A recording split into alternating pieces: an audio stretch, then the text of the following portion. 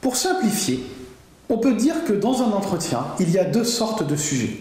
Je suis plutôt binaire généralement et j'essaye de ne pas trop me lancer dans la subtilité inutile.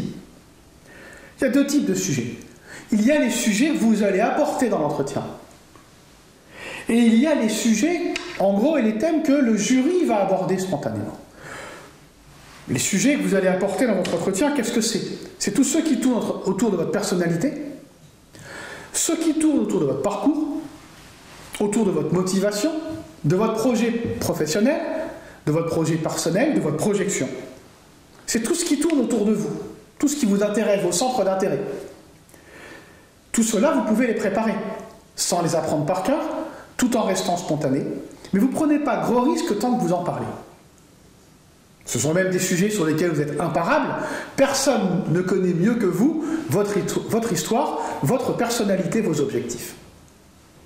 Et les autres sujets sont ceux qui vous inquiètent le plus. Ce sont soit les questions du jury, des questions qui peuvent être un petit peu inattendues, par exemple, des rebonds sur ce que vous dites. Je me souviens d'une candidate qui m'expliquait qu'elle souhaitait s'intéresser au métier de la production audiovisuelle.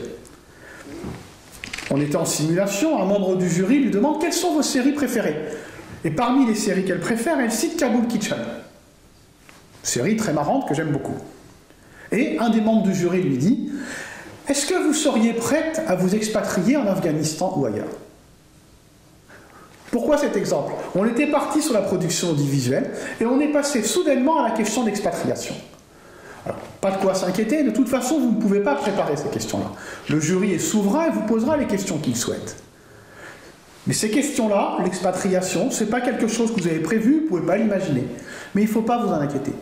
En revanche, la candidate était tout à fait prête sur la production audiovisuelle, sur le secteur. Elle était tout à fait capable d'en parler, et d'ailleurs, elle a eu l'occasion de le faire. On a parlé à un moment de l'expatriation, on est revenu à la production audiovisuelle. Je me souviens aussi d'un élève qui, pour gagner de l'argent, m'avait dit « J'habite dans une zone pavillonnaire, et afin de gagner un peu d'argent, j'ai eu l'idée de promener les chiens des habitants de la zone pavillonnaire le matin ou après mes cours. » Automatiquement, je vais poser la question « Gagner de l'argent, est-ce que l'argent c'est important pour vous ?» On est passé à un autre sujet, ça peut arriver. On aurait pu lui demander « Vous êtes plutôt lévrier ou plutôt bulldog ?»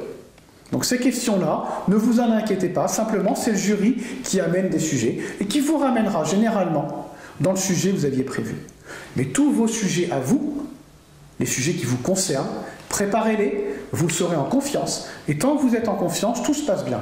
Quant au sujet que le jury apporte, de manière générale, il sera plutôt bienveillant et compréhensif si vous avez un petit peu de mal. Ce qui n'empêche pas de vous y préparer, je vais y revenir.